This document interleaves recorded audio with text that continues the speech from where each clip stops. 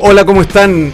Bienvenidos al programa Los Tres Mosqueteros, junto a Magdalena Mervilá, quien les habla, Cris Portugal, y el invitado especial de hoy día, Nicolás Márquez, escritor, conferencista y abogado argentino. ¿Cómo está, Nicolás? Muy bien, muchas gracias por la invitación y muy gentil por hacerme partícipe de esta patriada acá tengo el gorro puesto, el sombrero, así que estoy a tono, espero estar a tono. Producciones Mervilá. A la altura de las circunstancias. Eres D'Artagnan, o sea, es que eso es muy importante, porque es el mosquetero adoptado, pero el más célebre, porque la gente, si tú preguntas por los tres mosqueteros, la gente no se sabe los nombres, excepto D'Artagnan. Ah, claro. ¿Viste?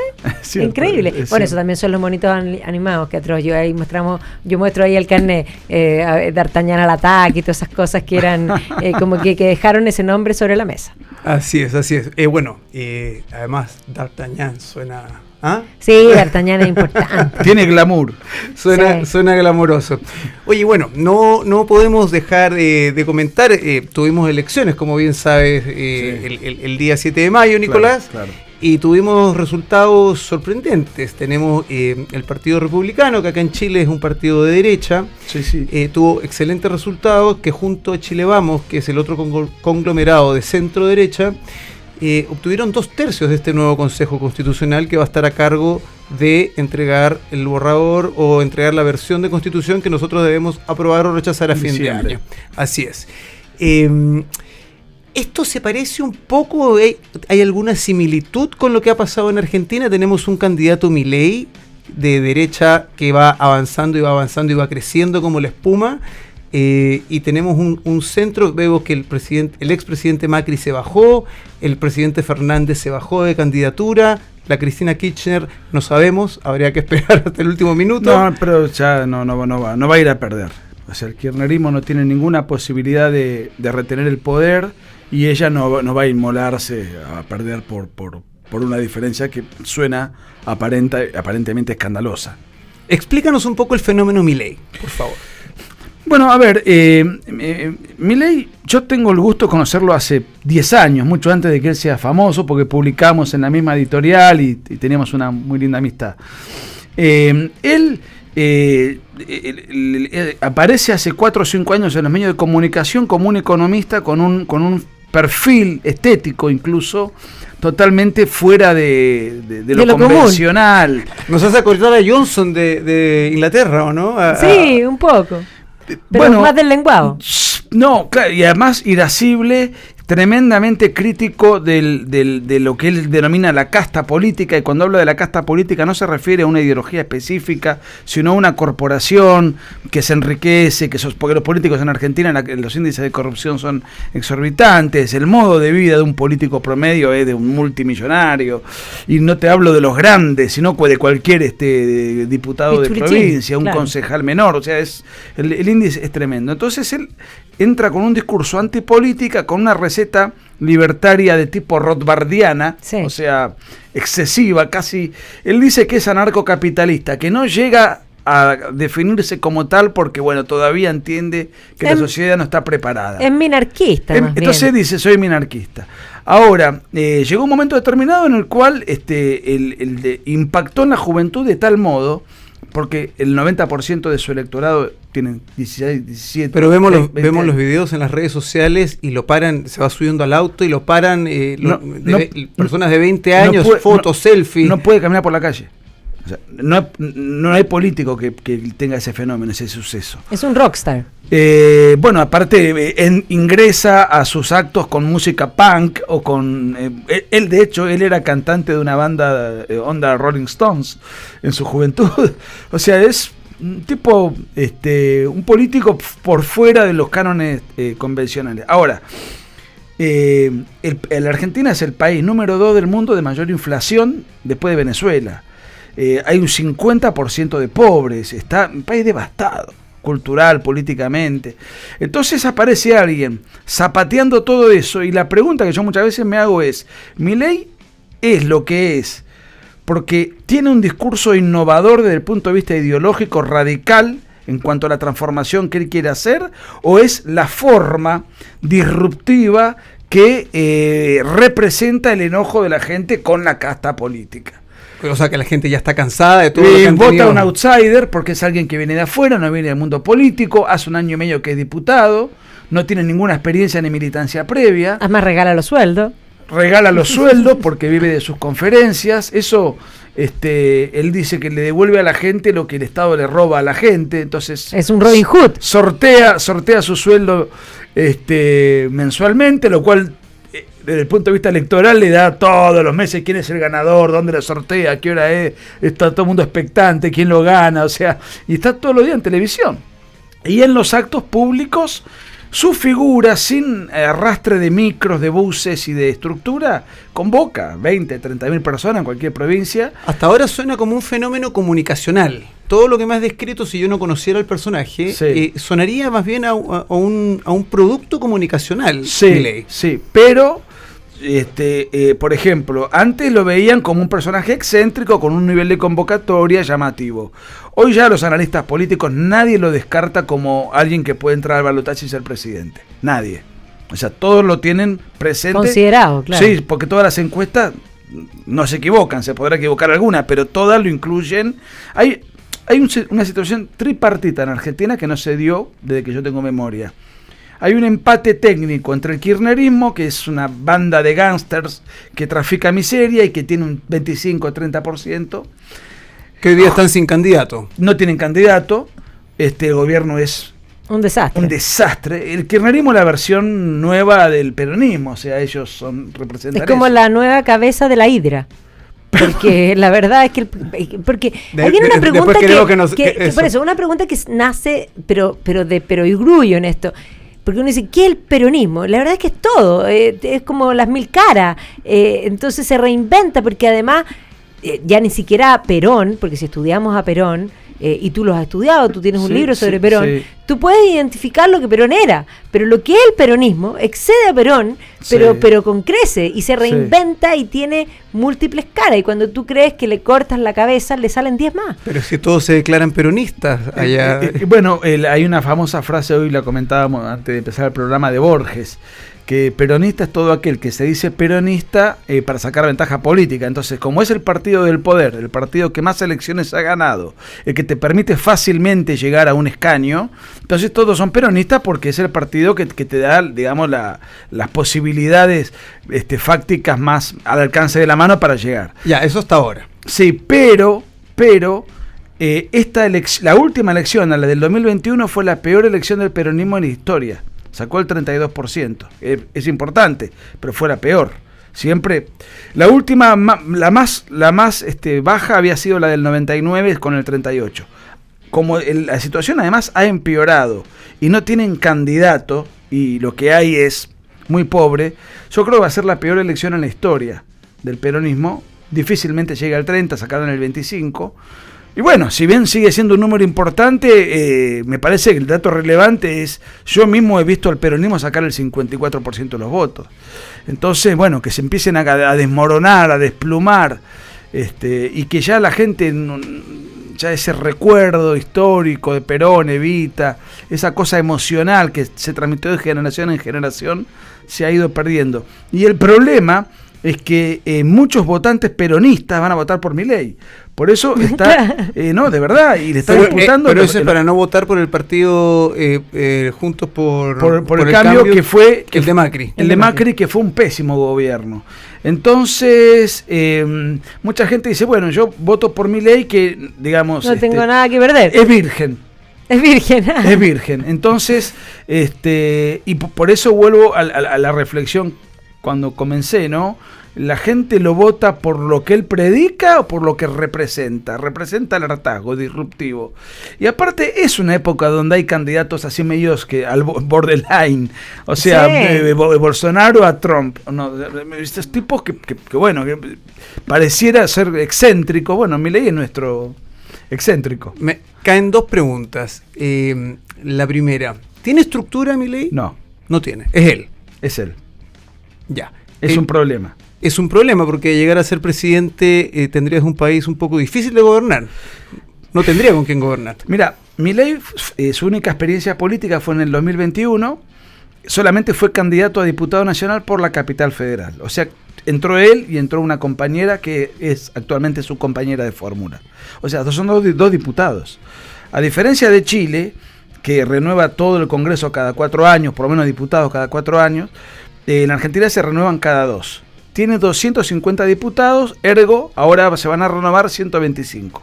Supongamos que Milei gana, y los diputados que va a meter son aquellos votos que él saque en la primera vuelta.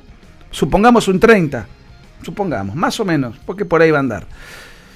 Sobre 120 diputados que renuevan, son 40 diputados. No puede hacer nada. En un total de 250. Y con un Senado también, bueno, o sea, muchos le preguntan, ¿cómo vas a gobernar? Y la verdad que incluso quienes vamos a votar por él nos preguntamos lo mismo. Acabas de dar a conocer tu voto. Claro, pero es que lo que pasa es que no quedan muchas opciones en Argentina, porque ciertamente, para darle una perspectiva histórica, y ahí Nico ha trabajado mucho en eso, Argentina, como dice Neal Ferguson, es el ejemplo de cómo haberlo hecho mal.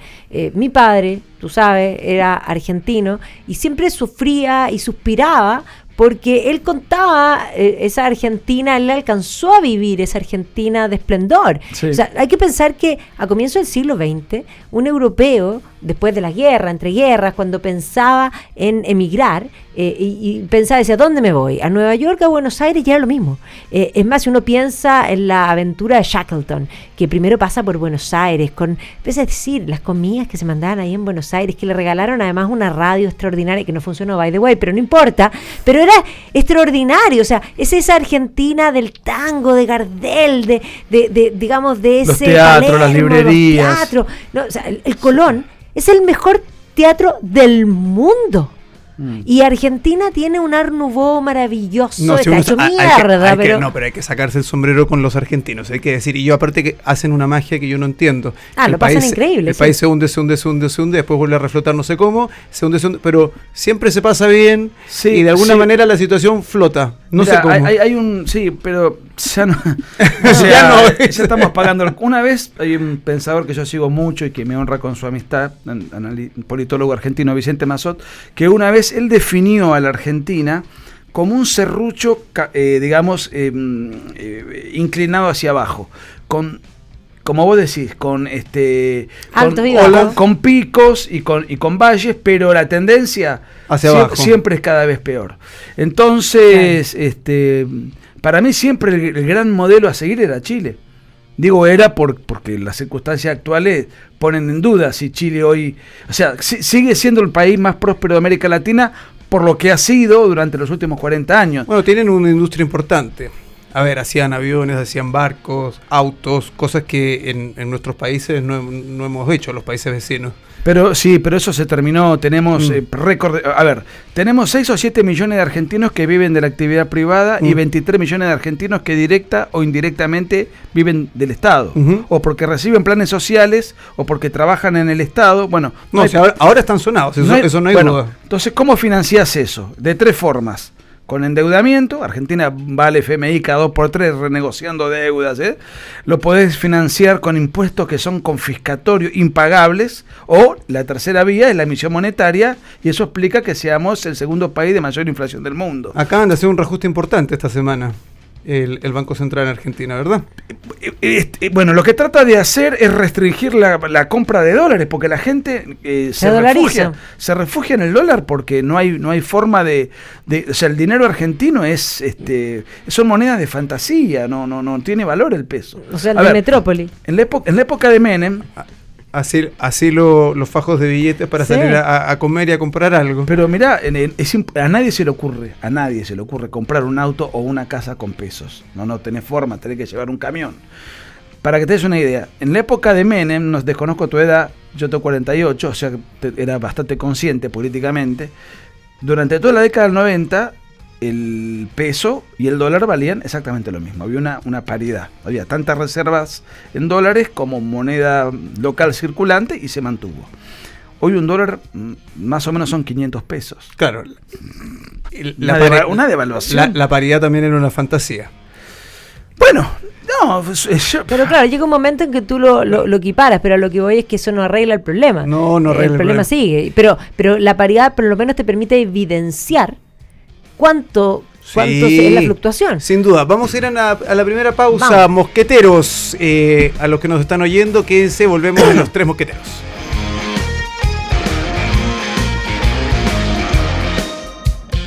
Agricultura TV.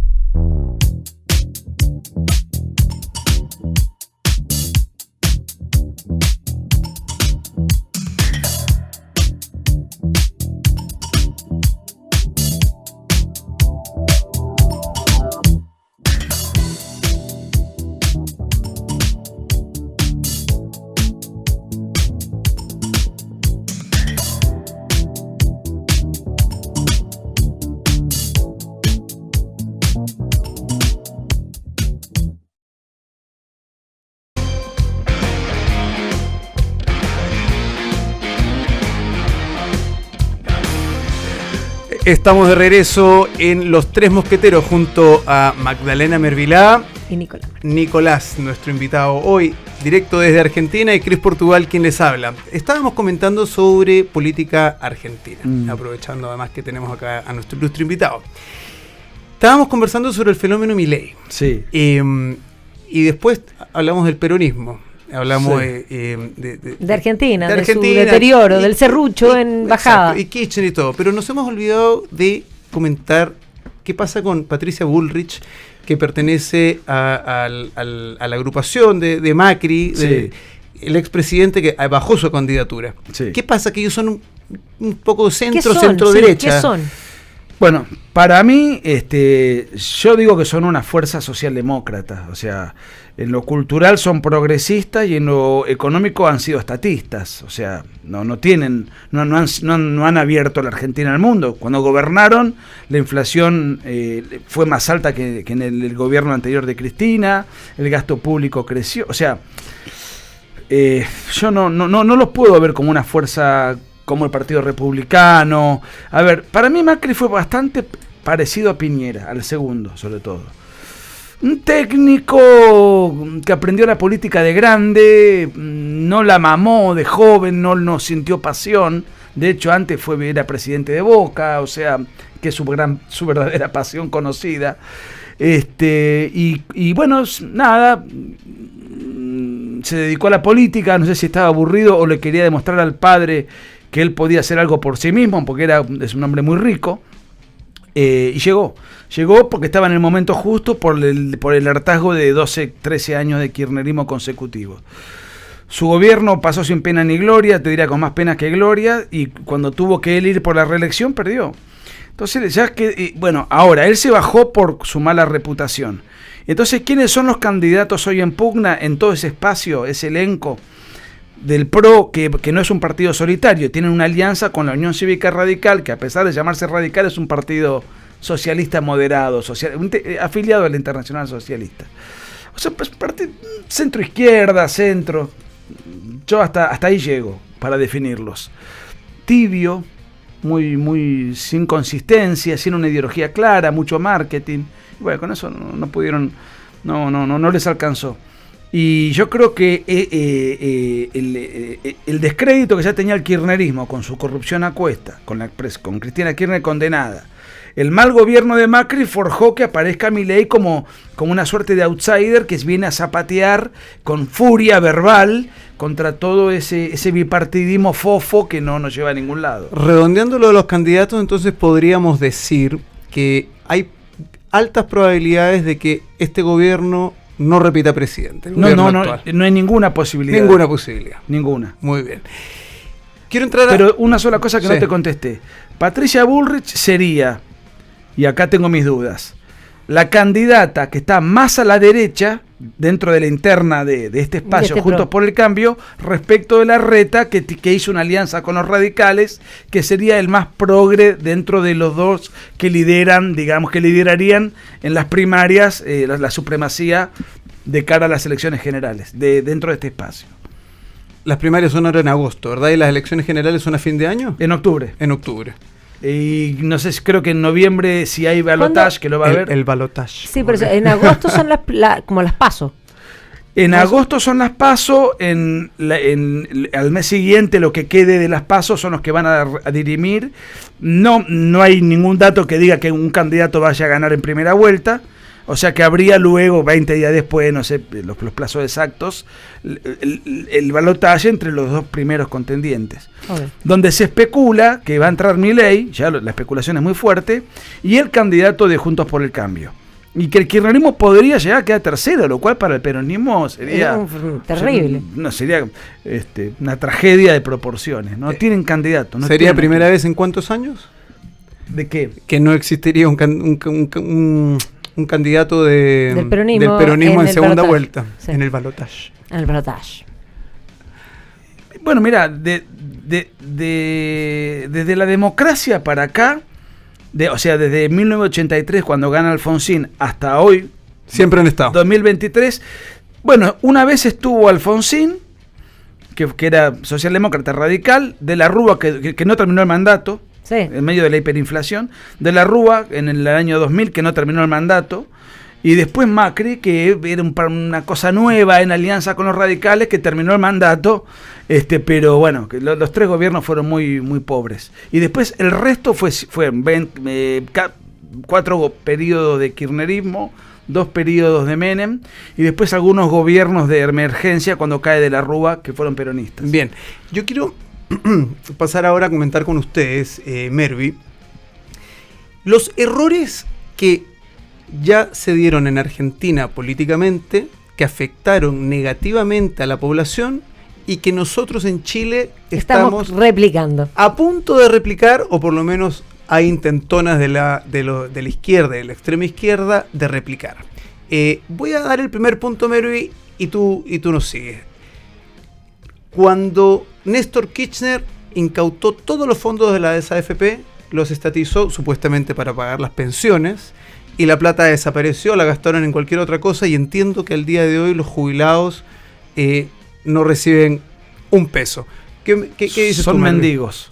Bueno, a ver, es que lo que pasa es que hay un tema, yo ahí se lo voy a tomar de Milei, pero Milei con su forma deslenguada dice cosas más que políticamente incorrectas, porque yo soy políticamente incorrecta, lo que pasa es que él es mucho más que yo, pero no lo estoy diciendo yo, pero él dice justicia social es una forma de legalizar robo, porque, a ver, la justicia es darle a cada uno lo que es de propio suyo, en rigor. El concepto de justicia social es un concepto que no existe, porque tú no puedes hacer, en el fondo, justicia como a la sociedad, como concepto. La sociedad es un constructo. O sea, son esos términos sociológicos que se instalan y que de alguna manera todos repiten, ya como si fuese algo virtuoso, pero no reparan en que en el origen de ese concepto hay algo que es en sí perverso y malo, objetivamente malo. Robar es malo, por algo en todas las culturas, cuando llegan a algo similar a los 10 mandamientos, y pensemos en la cultura judeo-cristiana,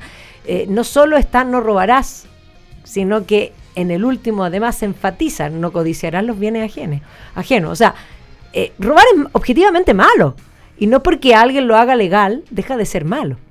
Lo pongo sobre la mesa, y como... No, incluso Venegas Lynch, que es un pensador en el cual se aferra mucho a Milei, que es argentino, en un histórico libro que leí de él, me acuerdo que decía que la justicia social encierra el concepto una horrible redundancia, decía, porque no existe la justicia mineral, la justicia vegetal, bueno, ahora está la justicia, están los especistas, ¿no?, con los animales, pero digamos, si se habla de justicia es para impartirla en una sociedad. O sea, la palabra social es como la palabra derechos humanos. ¿Y aquí los únicos sujetos de derechos son los seres humanos? Claro. A ver, Nicolás, pero cuéntanos un poco la debacle que hubo en Argentina respecto a las pensiones, después de que los Kirchner prometieron que eliminando las AFP, tomando el dinero, iban a mejorar las pensiones. ¿Cuál fue la realidad? ¿Qué es lo que se vivió y qué es lo que se vive en Argentina después de que el gobierno hizo eso? Te lo pregunto porque acá el proyecto de constitución que nos presentaron proponía lo mismo, claro. Y la esencia del presidente Boric y de los partidos que gobiernan con el presidente Boric quisieran replicar eso.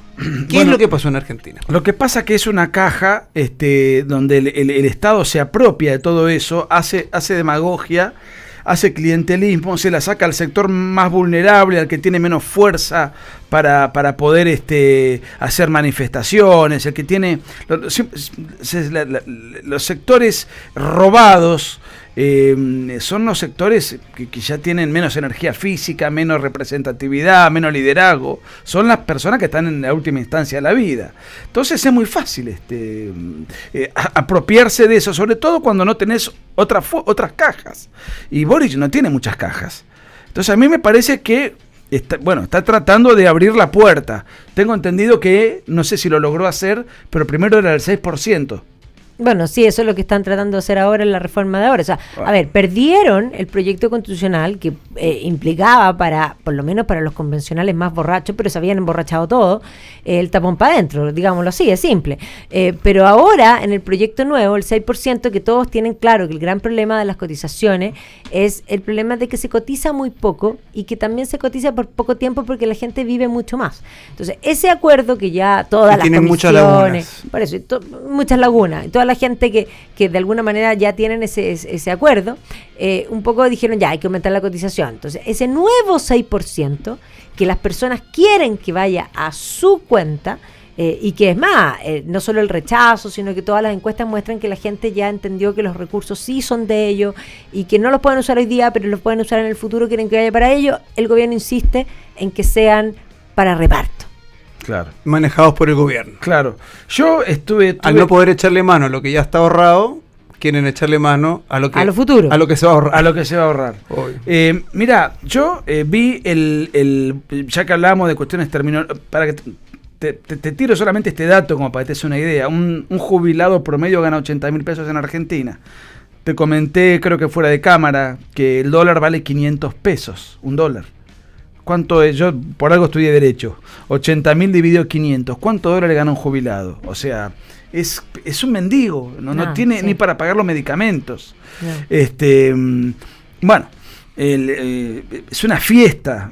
Además de esto, este sistema que tiene que ver con que los nuevos aportantes, los bajos índices de natalidad que está viviendo Occidente, traen problemas no solo en Argentina, sino en todo el mundo. Pero bueno, si el problema es entre un depositario y una empresa privada que se dedica a administrar los fondos, lo resolverán ellos. Ahora, si el problema lo tiene el Estado, yo lo que te puedo decir es que estuve viendo los 12 bordes de la Constitución. Por eso hoy cuando te damos en un debate en otro lugar, pareciera que el Partido Republicano tiene la potestad y la libertad de hacer la Constitución conforme a su ideología. No, está tremendamente condicionado, porque ahí hay palabras muy peligrosas y muy ambiguas. La palabra bien común, ¿cómo la interpretamos? Pues se utiliza en los bordes. El Estado social y de derecho. ¿Cómo lo interpretamos? Claro. Bien. O sea, eso va a ser una interpretación colectivista.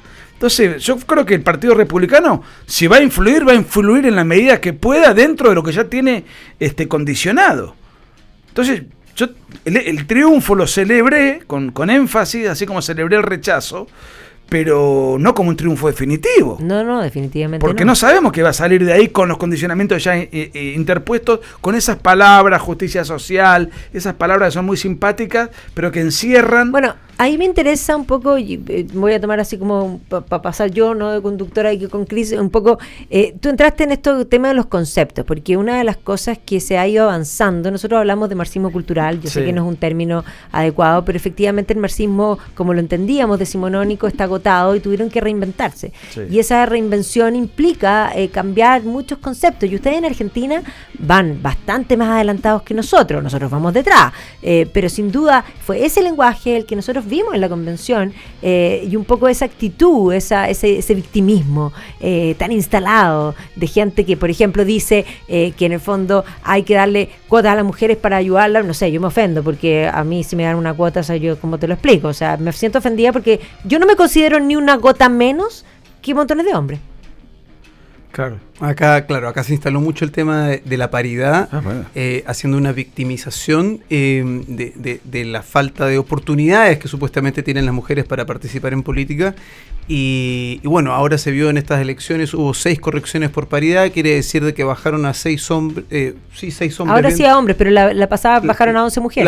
La pasada jugó en contra, de hecho. Habían más mujeres y tuvieron que bajar mujeres para meter hombres. Entonces, un poco meter la mano, a mi parecer, un poco, claro, meter la mano en la urna, meter un poco la mano en la democracia, torcer la voluntad de las personas.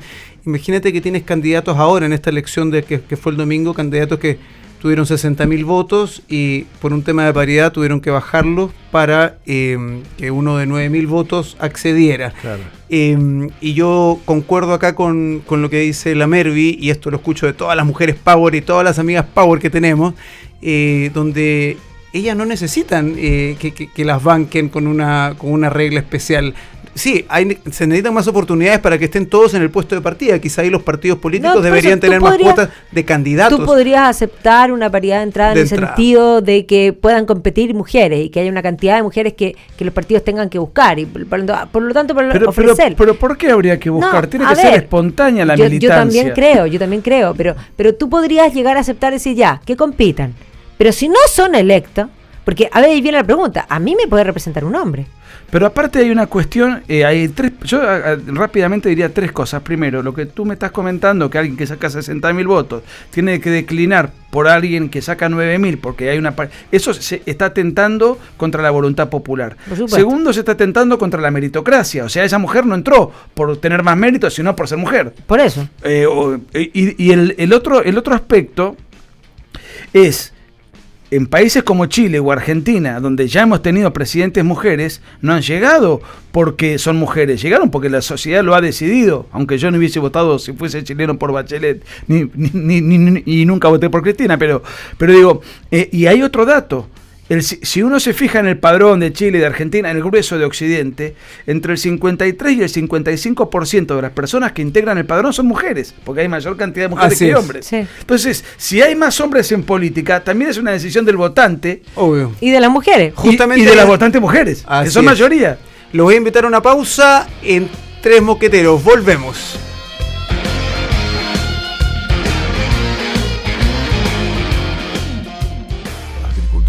TV.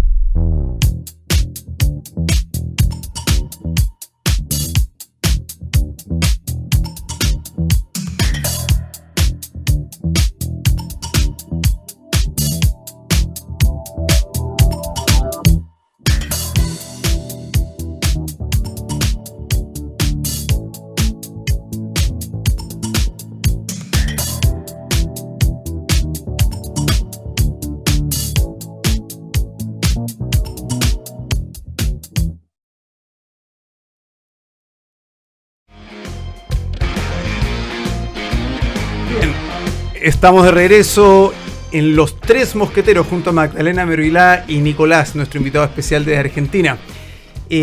Mervi, Nicolás, hay un tema que me encantaría tocar con ustedes, no puedo dejar de preguntar. ¿Qué opinas de los progres que tenemos acá en Chile? Entendiendo por los progres a todos estos progres caviar, como les digo yo, sí. Que vienen tienen todas estas ideas de avanzada, pero viven increíble, crecieron increíble, con mucho más oportunidades, mucho más comodidades, pero claro, tienen un discurso, y algunos nunca trabajaron, hay que decirlo, tenemos parlamentarios, tenemos ministros que salieron del colegio, salieron de la universidad y inmediatamente empezaron a tomar la mamadera del Estado con sueldo estatal, claro, en algún cargo público, pero esos son los que yo llamo los progres caviar. ¿Qué similitud tenemos allá en Argentina? ¿O cómo ven ustedes los argentinos a los progres caviar acá de Chile? Mira, a mí por mi actividad tengo la suerte de viajar bastante por América Latina sobre todo. Son en todos más o menos lo mismo. O sea, en algunos lugares el nivel de radicalización es un poco más fuerte, en otros va a tardar en llegar según la idiosincrasia un poco más, un poco menos conservadora de cada país, pero para mí en todos lados revisten más o menos. Las agendas siempre se repiten. La mentalidad se repite, y para mí gran culpa la tiene la derecha, que ha concentrado todo su discurso en la defensa de un sistema económico que funciona, que es el libre mercado, sí, pero no se ocupó ni de escribir la historia, ni de disputar el indigenismo. Como dice la Mervi, la batalla cultural e ideológica. Todo el resto, la izquierda hoy tiene un montón de caretas, un montón. Bueno, la derecha solamente le ha disputado a la izquierda la careta económica. Y la izquierda, de hecho, la dejó de lado porque no tiene mucho para mostrar. O sea, nada. No tiene nada. Claro, cuando uno dice, dime un lugar donde funcione. No hay. Entonces te hablan en el lenguaje inclusivo, te hablan del feminismo, te hablan de esto, de lo otro, un montón de cosas según. Pero entonces para mí es un descuido muy grave de nuestro sector. Que dicho sea de paso, si uno ve las elecciones universitarias, por ejemplo, en todos lados ganan los progres, salvo en la Facultad de Economía, Ingeniería, sí, donde hay cosas duras. Ahora vos ves literatura, filosofía, letras, sociología, inclusive derecho, ahí la progresía abruma. Entonces, en todo lo que es intangible, el mundo de las ideas y la cultura nos han pasado por encima. Y como dice Agustín Laje, el votante no solamente vive de cuentos, sino de cuentas. No solamente vive de cuentas. Parafraseando a un derechista que te muestra un gráfico de crecimiento, vive de cuentos. Obvio. El votante vive de cuentos. Obvio, pues y vota con los cuentos. Estos progres tienen la poesía, pues viejos. Claro. Están ahí. Mervi, ¿cuál es tu progre más caradura en Chile? Tu progre caviar. ¿Cuál es el progre caviar más caradura en Chile? Hay que ver, que lo que pasa es que hay de distintas categorías, pero a mí el que me produce una disonancia, que además creo que es, lo voy a decir, me da lo mismo, poco inteligente, es Gonzalo Vinter. Gonzalo Vinter viene del Colegio Verbo Divino, que la verdad, el del 2%. Sí, es el rey de los unos, Atila, o sea, no le ganó a nadie ni siquiera para llegar al Congreso. Llegó por el sistema que cambiaron, que es una aberración, o sea, este sistema proporcional es una aberración, por eso está ahí. Pero además, tampoco es un aporte, porque es no pensante, de un nivel de ideología. O sea, pensemos que frente al caso de Sierra Bella, que es un caso que no se ve bien, que cualquier persona con un dedo de frente diría, mira, podemos decir ya, que se investigue, que la justicia hable, pero no se ve bien. Huele raro. Él estaba ahí y decía, yo veo una clínica. A ver si es de una... Lo que pasa es que, a diferencia de otros progres que son, que de alguna manera son esos intelectuales, porque Vinter no es un intelectual. El progre intelectual es ese que hablan difícil y que usan unas palabras que a mí me dan risa, a mí me empieza a bajar ataques de risa, porque yo no soy público general, pero a mí me pasaba hace mucho tiempo en la academia, que está llena de progres, que hablan en difícil para los iniciados y que usan unas palabras que te juro que decir, ¿qué quiso decir? A mí me da risa porque yo me vengo riendo de ellos hace mucho tiempo, porque además yo estoy convencida que quien habla en difícil es porque sabe poco. Tienes toda la razón que te voy a decir. Ya, nos diste uno. Dame un segundo. Te doy un segundo. A ver, bueno, yo creo que toda la generación del 2011 es así, pero ahí tienen, pero yo creo que lo más tremendo es estos que son pseudointelectuales, pero que además se autoarrogan ser los únicos intelectuales, porque el progre va acompañado de un discurso de cancelación. Ellos no pueden aceptar, ellos dicen que respetan la diversidad y odian la diversidad, porque quieren que todo el mundo se mire al espejo y verse ellos mismos. Son los más intolerantes. Son los cancelatorios. Que funaban a la gente, funaban al que pensaba distinto cuando hubo elecciones en segunda vuelta, cuando ganó el actual presidente Boric, cuando fue el plebiscito, el siguiente plebiscito. Si pensabas distinto a ellos, era funa en las redes sociales, funa en todo sentido. O sea, como bien dice la Mervi, son los primeros que dicen que tienen apertura, etcétera, etcétera, y son los más intolerantes, finalmente, con quien piensa distinto. No, y además que me gusta lo que dice Laje, que tiene toda la razón. Él dice, a ver, si no existe un concepto más inclusivo que el concepto de persona. Persona incluye a cualquiera. Da lo mismo el color de piel, da lo mismo la orientación sexual, da lo mismo todo. Todos son personas únicas, irrepetibles, dignas en sí mismas, sagradas, per se. Pero ellos insisten en dividir como para incluir. Entonces ya, yo me mato la risa cuando Laje habla, dice, hasta los emojis. Los emojis hoy día han tenido que incluir, es más, hay en el fondo hasta hombres embarazados, que tú decís, pero a ver, si persona, el emoji amarillo, que era para todos, que a lo mismo uno podrá decir yo no soy amarillo, pero si nos representa, es el concepto, es un concepto, como decir silla. Ya, está de acuerdo, la silla, hay muchas sillas, pero si yo digo silla, incluye todas las sillas, la Chip and Dale y la de plástico. ¿Te refieres a que el muelle ahora es moreno, rubio? Sí, porque esa idea de incluir, No siempre va a haber binario, alguien, fluido, claro, bla, hay bla, alguien bla. que se ofende y dice, yo no estoy, po. Bueno, pero acá viene con algo que por ahí fue mencionado, que tiene que ver con la corrección política. Y Jordan Peterson Sí. dice que la libertad de expresión consiste en la posibilidad de ofender. Por supuesto. Aunque uno dice, pues ¿cómo?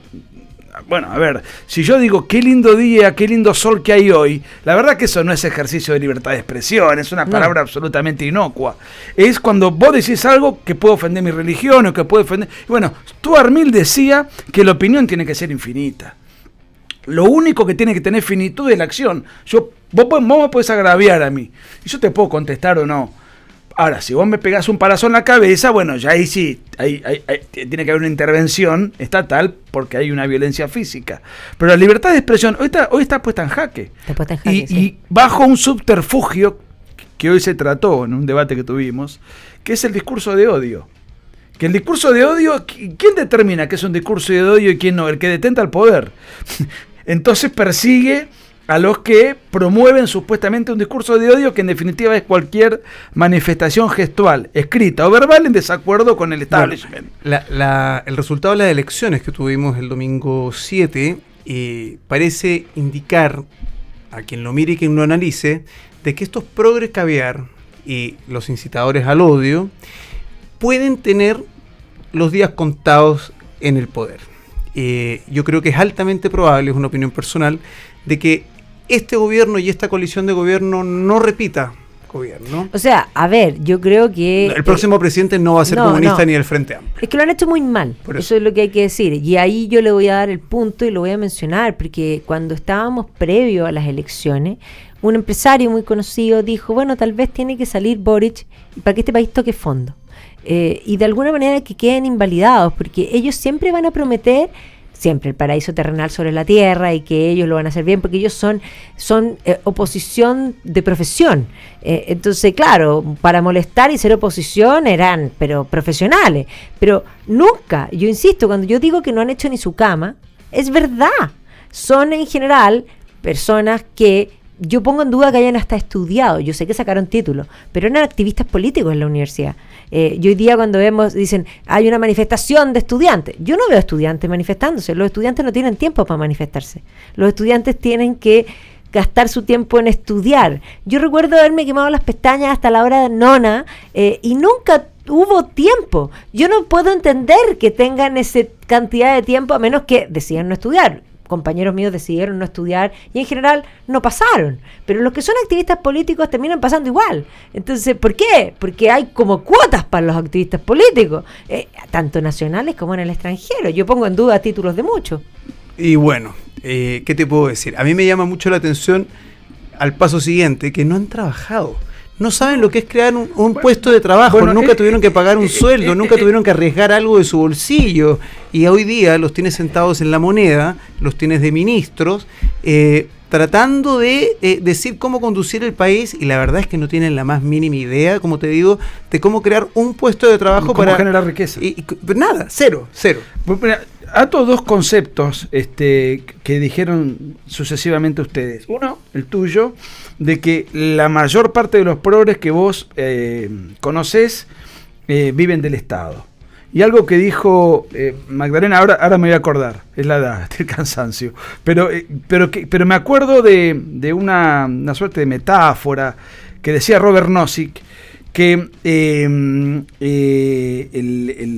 con lo encriptado del lenguaje de muchos de los intelectuales progresistas.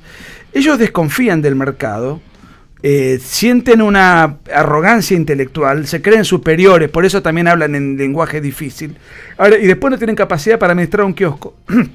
y no les gusta el mercado porque el mercado los rechaza. Después no pueden vender un libro, después no pueden llenar conferencias, después no pueden ganar plata con la superioridad intelectual que creen tener. Porque no son capaces de crear una aguja de tejer, o sea, no tienen... Entonces se refugian en el Estado, detestan al mercado y se resienten contra el mercado porque el mercado no le da el estatus que ellos merecen tener. Y decía Nozick que el progre en potencia, en el colegio, cuando era un buen alumno, se sentía bien en la clase, en donde había alguien que lo premiaba y le ponía una buena nota. Cuando iba al recreo ya no era el líder. Entonces estaba incómodo. En cambio en la clase era el niño mimado. Ahora, cuando sale de toda la estructura institucional y tiene que enfrentarse al mercado, ahí se siente en desconcierto y desamparo. Entonces se refugian al Estado. Sí, claro. O sea, es una combinación. Tiene que ver con lo que vos decís, después no trabajaron nunca. Nunca trabajaron. No. Mervi, estamos cerca al cierre. Ha estado entrete. Algo que le... Sí, Nicolás, muchas gracias por la gracias visita, por cierto. Muchas gracias. Mervi, ¿algo que le quieras dedicar a algún progre caballero en especial? Mira, al que le caiga el poncho que se lo ponga, A pero ver. me ha tocado compartir con varios de estos pseudos intelectuales que tienen esa arrogancia de sentirse infinitamente superiores y que muchas veces que hemos organizado cosas juntos, porque con algunos me ha tocado trabajar, encuentran que, por ejemplo, si yo llego a un evento y empiezo a ordenar las sillas, te miran con cara de, ¿pero cómo? Pero a ver, si uno organiza algo, tiene que va a recibir a alguien, claro, yo voy a hacer la conferencia, está bien, pero si está desordenado lo voy a ordenar. Esa actitud de que se te van a caer los pergaminos. Bueno. Así que a esos se los dedico y los que han trabajado conmigo saben perfectamente quiénes son. Bien, Dios nos salve de más progres que haber en nuestra vida y en nuestros gobiernos. Muchas gracias por habernos acompañado. Este fue el programa Los Tres Mosqueteros junto a Maclanagro Aguilá. Nuestro invitado Nicolás Márquez, hoy directo de Argentina, y quien les habla, Cris Portugal. Nos vemos de lunes a viernes a las 7 a través de Agricultura TV y a las 8 a través de Radio Agricultura. Gracias por acompañarnos. Gracias.